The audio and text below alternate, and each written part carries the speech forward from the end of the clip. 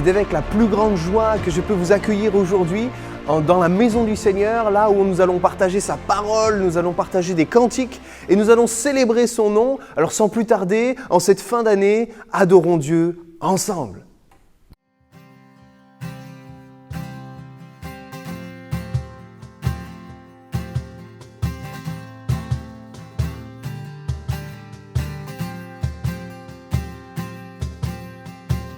Tu me connais par mon nom, me conduis dans ta maison.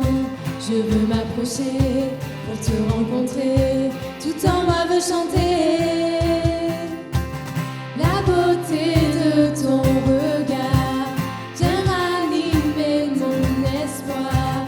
Tu m'as tant aimé, tu m'as pardonné, tout en moi veut crier. Tu es digne de gloire et de recevoir la louange et l'honneur de nos cœurs. Tu es digne de gloire et de recevoir la louange et l'honneur de nos cœurs. Dieu d'éternité, tu règnes à jamais. Oh, oh, oh, oh. Qui peut mesurer ton immensité? Oh, oh, oh, oh. Dieu d'éternité, tu règnes à jamais. Oh, oh, oh, oh. Qui peut mesurer ton immensité? Yeah. Tu es digne de gloire et de recevoir la louange et l'honneur de nos cœurs. Tu es digne de gloire et de recevoir la louange et l'honneur de nos cœurs.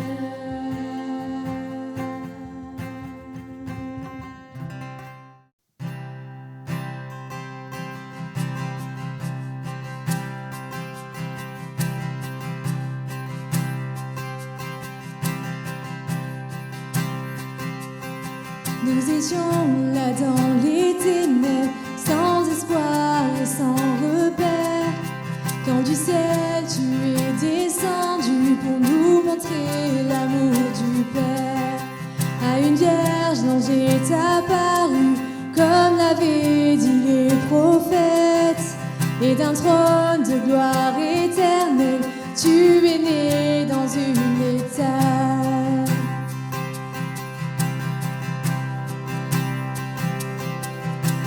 Louange au Père, gloire au Fils, béni soit le Saint-Esprit. Dieu trois fois saint, majesté, gloire au roi des rois à tout jamais.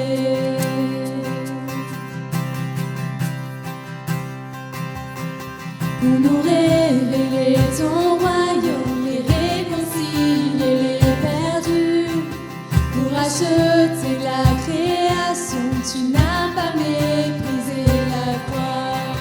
En vue de la joie devant toi, tu enduras la souffrance, pour nous procurer le salut. Jésus, tu es mort pour nous.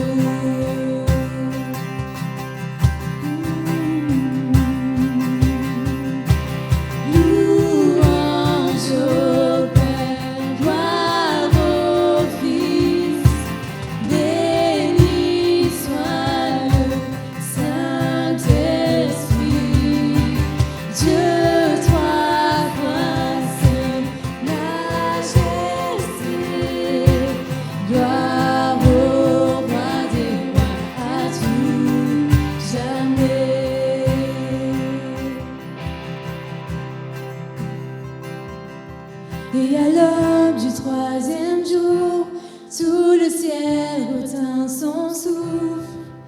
la pierre fut roulée, l'agneau de Dieu a triomphé.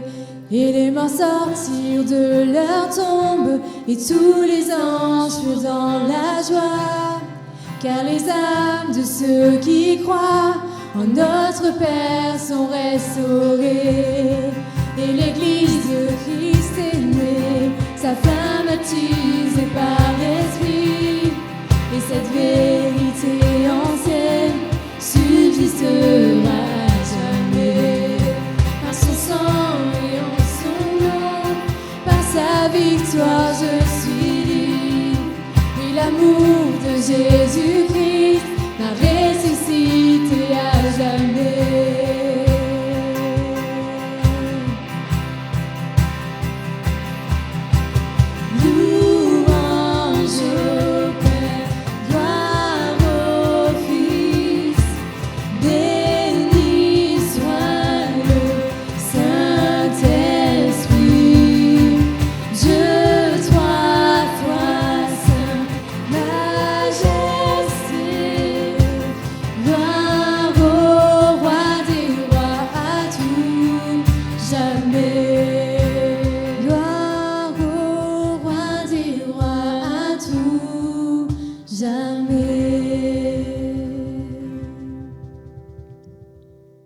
Nous nous retrouvons autour de la parole encore aujourd'hui et c'est l'heure du bilan. Nous sommes en fin d'année alors que les entreprises vont établir leur bilan de fin d'année, ils vont contrôler les stocks, ils vont regarder le bénéfice, peut-être les pertes et on va regarder aussi si le retour sur investissement a été payant. Aujourd'hui, Dieu, par sa parole, nous invite à faire le bilan aussi. Faire un bilan spirituel, vous aurez bien compris l'idée. Dieu nous appelle par sa parole à faire le bilan de nos vies, savoir où est-ce que nous en sommes. Et toi, mon ami, si tu n'as pas rencontré Dieu, le bilan, il est ce qu'il est. Nous avons besoin de Dieu pour être épanouis, heureux et surtout sauvés.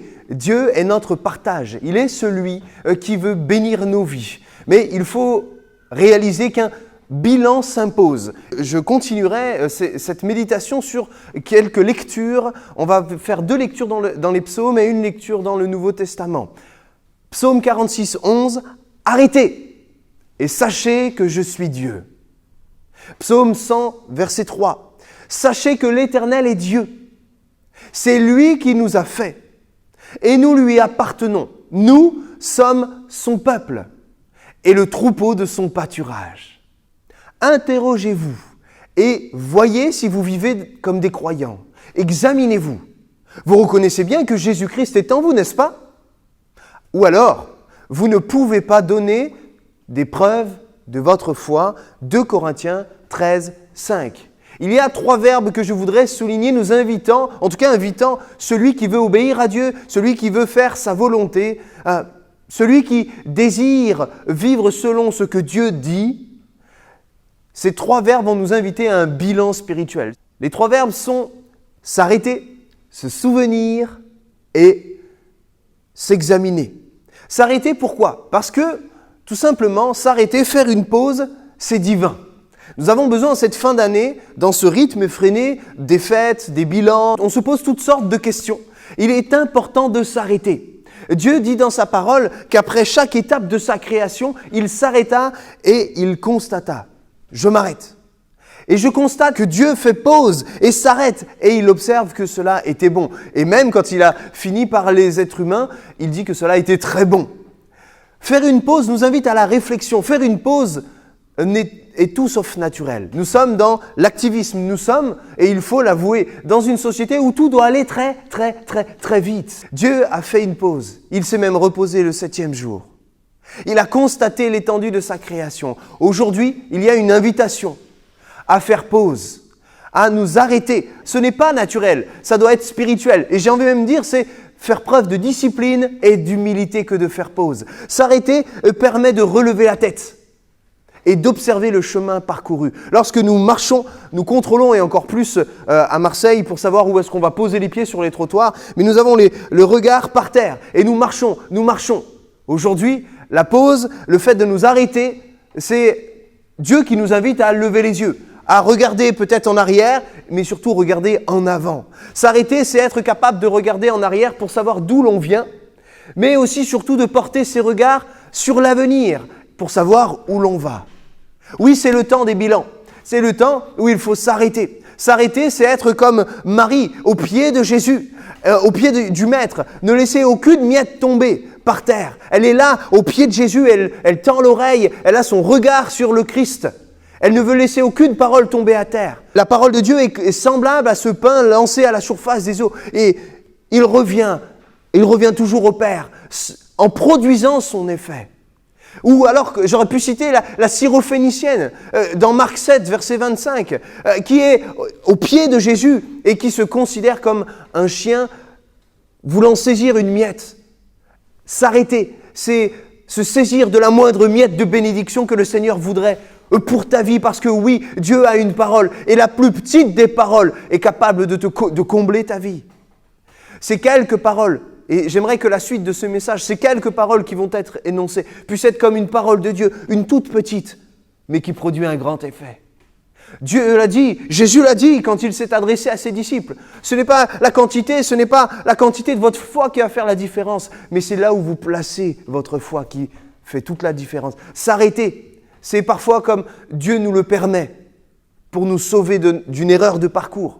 On le voit à travers Saul de Tarse. Il est sur le chemin de Damas, sur le chemin de la folie, de la destruction. Il veut tuer, emprisonner tous ceux qui ont leur foi en Jésus-Christ. Mais Jésus vient. Et dans Acte 9, il est comme cette lumière resplendissante, comme les lumières d'un véhicule à contre-jour, en plein phare dans nos yeux, nous éblouissant. Jésus a arrêté Saul de Tarse pour qu'il prenne le bon chemin. S'arrêter, c'est peut-être faire le bilan, voir d'où je viens, mais est-ce que la voie où je vais me conduit dans les voies de Dieu? S'arrêter nous permet de voir les besoins de ceux qui sont autour de nous. Si nous continuons, si nous marchons tête baissée, comment observer les besoins de ceux qui nous entourent? Comment voir celui qui mendie son pain? Comment s'arrêter sur quelqu'un de notre entourage qui souffre, qui est dans la peine et qui se terre dans le silence? Comment faire? Il faut s'arrêter. Jésus, il est dit quand il arrive à la piscine de Bethesda, quand il vient, il voit cet homme et il est dit dans Jean 5, verset 6, Jésus le vit couché quand il sut qu'il était là depuis si longtemps, il lui demanda, veux-tu être guéri? Jésus, lui, déjà premièrement, a son regard sur toi. Il s'arrête, son regard s'arrête sur toi. Mais aujourd'hui, en cette fin d'année, arrêtons-nous et observons. Parce que Dieu veut se servir de nous pour bénir notre prochain. Dieu veut se servir de nous pour transmettre l'évangile. Dieu veut se servir de nous pour transmettre la puissance de vie qu'il y a dans notre témoignage de résurrection et de vie en Jésus-Christ. S'arrêter. Mais dans cette pause, dans ce temps de pause, et si vous observez, vous lisez la Bible, dans les psaumes, il y a souvent ce mot pause qui vient comme souligner la solennité des propos qui précèdent. Et j'aimerais vous arrêter en faisant pause. Pour considérer que dans ce temps de pause, il faut se souvenir. Nous avons l'habitude de chanter « Combien Dieu est grand ». Oh, chantons-le, combien Dieu est grand. Nous avons l'habitude aussi de chanter « Oh Dieu, tu es infiniment grand ». Nos yeux sont sur lui, nos regards sont celui qui est le rémunérateur de la foi, celui qui est bon, celui qui est infaillible, celui qui ne change pas. Et nous aimons chanter aussi « Compte les bienfaits de Dieu ». Passe-les tous devant tes yeux. Ce moment de pause, ce moment de bilan qui commence par une pause, c'est le moment aussi privilégié pour se souvenir. Se souvenir que Dieu, lui, n'a pas changé, qu'il est le même et que ses bontés se renouvellent à notre égard chaque matin. Ses bontés se renouvellent à notre égard chaque matin.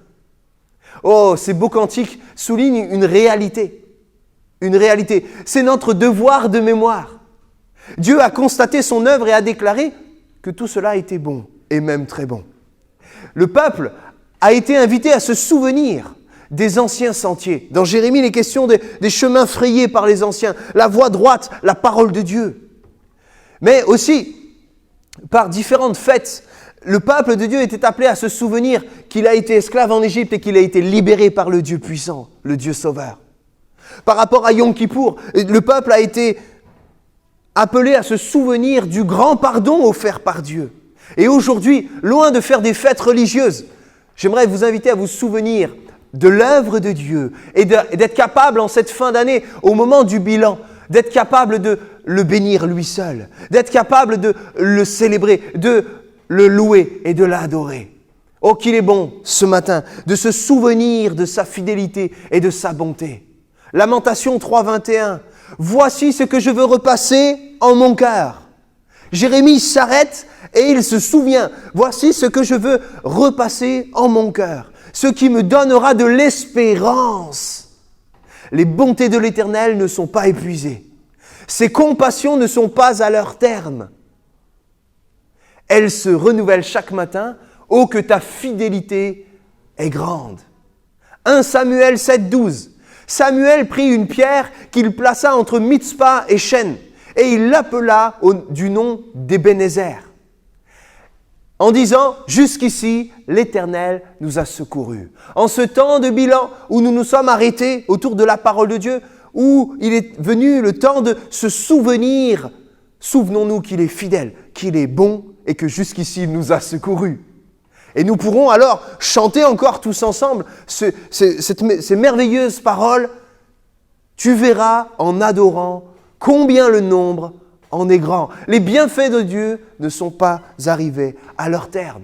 En ce temps de bilan, j'aimerais vous inviter aussi à vous examiner, à nous examiner, moi le premier. Un examen. Mais qu'est-ce qu'un examen? À quoi ça sert? Un examen, c'est comme pour un dossier de prêt. On va examiner votre dossier, voir si vous pouvez emprunter une telle ou telle somme. L'examen, il est comme pour un étudiant, capable de révéler ses connaissances. Ou comme un écolier, savoir si les connaissances sont acquises ou en cours d'acquisition. L'examen, c'est comme celui de santé. Il va permettre de révéler si nous sommes en bonne santé, savoir si nos constantes sont stables ou connaître l'évolution. L'examen, il est important parce qu'il permet de révéler si nous sommes de véritables croyants. Je ne vous parle pas ici du croyant qui va dire « je crois que Dieu existe ». Je vous parle de celui qui se conforme à sa parole.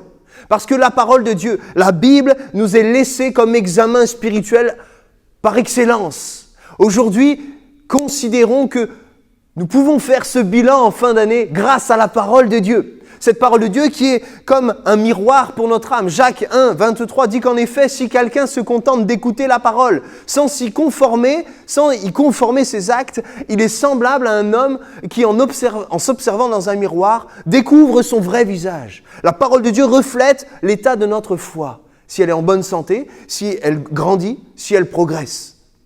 Le vrai visage. Et après s'être observé ainsi, il s'en va et il oublie ce qu'il est. C'est une ineptie.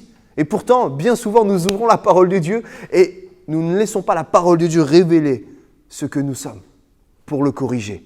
La parole de Dieu ne s'arrête pas juste à nous montrer, à comme pointer du doigt. Elle est aussi cette épée à double tranchant. Elle est capable de séparer jointure et moelle. Elle met le doigt, elle coupe entre ce qui est de Dieu et ce qui n'est pas. Alors remercions le Seigneur pour sa parole qui nous a laissée et laissons-la refléter notre état de foi en cette fin d'année. Et laissons l'épée de l'Esprit par sa parole qui vient, schlac, mettre le doigt, séparer, peut-être mettre le doigt là où ça fait mal. Mais il est dit dans Hébreux 4:12 qu'elle juge les dispositions et les pensées du cœur. Mais comment? Comment parvenir à tout cela? Tout simplement avec humilité. L'orgueil, c'est le siège de notre transformation. C'est le statu quo, rien ne bouge. Comme une armée voudrait prendre siège d'une ville, notre orgueil vient nous empêcher d'être renouvelés, d'être transformés à la ressemblance de Christ. Le statu quo qui cristallise notre chair au lieu de sa mort, parce que nous sommes appelés à laisser notre chair, les émotions naturelles, ce qui dirige notre vie de côté pour laisser le Saint-Esprit nous amener dans une véritable vie spirituelle. Aujourd'hui, mon ami, si le bilan sonne en demi-teinte, s'il est comme en demi-teinte, laisse le Saint-Esprit t'encourager à marcher dans la voie de Dieu, dans sa parole, rien que sa parole, juste la vérité. Et comment y arriver encore et surtout pourquoi? C'est tout simplement un acte d'obéissance. Aujourd'hui, c'est l'heure du bilan, le temps de s'arrêter, le temps de se souvenir combien Dieu est grand. Mais c'est venu aussi le temps de l'examen personnel. Je vous laisse avec ce verset dans 1 Timothée 4:16.